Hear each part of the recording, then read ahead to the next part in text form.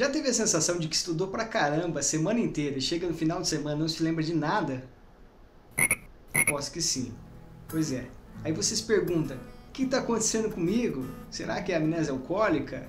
É mal de Alzheimer? Ou é burrice mesmo? Bom, a maioria das vezes não é nenhuma coisa nem outra, certo? É só a falta de estudar do jeito certo. Então vamos falar hoje sobre a curva do esquecimento e o gráfico da memória. Acompanhe com a gente.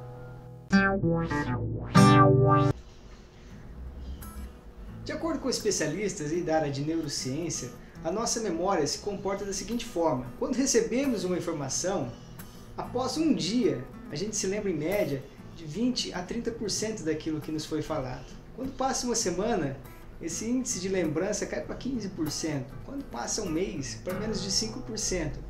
E passou disso, então, vai se lembrar de fragmento. Bom, isso acontece com todo mundo. O que fazer então para minimizar os impactos disso aí sobre os seus estudos? Bom, os neurocientistas também esboçaram então, digamos, um gráfico da lembrança ou da memória, tá certo? Que minimiza então os impactos do esquecimento nos nossos estudos, nos nossos afazeres cotidianos. Segundo esses especialistas, o que a gente tem que fazer é uma série de revisões coordenadas, tá certo? Então, se você teve uma aula no primeiro dia, né? No segundo dia, ou seja, um dia após a aula, você tem que se dedicar a uma revisão de 10 minutos. Após uma semana, a uma revisão de 5 minutos. E lá, ao final de 30 dias, a uma revisão de 2 a 4 minutos. Repare que cada vez mais o tempo de revisão é mais curto, porque você já reviu aquela matéria várias vezes. Fazendo isso, você vai manter a sua taxa de memória, digamos, ou de absorção daquele conteúdo em 100%. Você vai se lembrar de tudo fazendo as revisões coordenadas. Falando agora do caso da disciplina História, né, o que eu recomendaria para vocês? Eu acho que cada disciplina, cada matéria tem um jeito específico de se trabalhar, tá? Mas em História, o que eu recomendo então? É que você deixe para fazer um resumo daquele tópico, daquele assunto, no segundo dia, certo? Então deixa o resumo para fazer no segundo dia. É uma tarefa que vai levar mais ou menos 10 minutos, ou menos. Bom, deixe então os exercícios, né? Então para o 7º dia e para o 30º dia. Tá? Não adianta você, acabou de ter a aula, fazer todos os exercícios que você tem na sua lista, seja enfim. Deixa um pouco de exercício para você fazer ao longo do mês e ao longo do ano.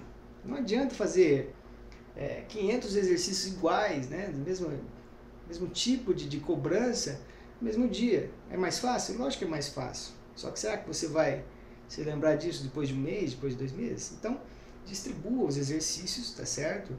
Ao longo das revisões coordenadas e passe a aplicar esse método. Bom, é difícil fazer isso aqui? É muito difícil, gente. É muito difícil, tá? Por quê?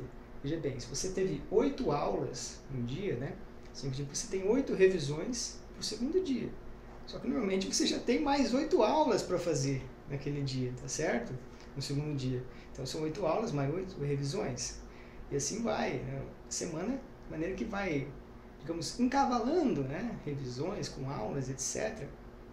É muito difícil, por isso que não é recomendado para você levar um cronograma desse, por exemplo, durante todo o seu curso universitário.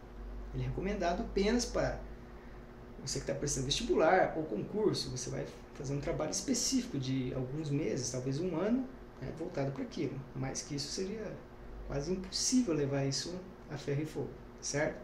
Então, coloque essa dica em prática e a gente se vê por aí.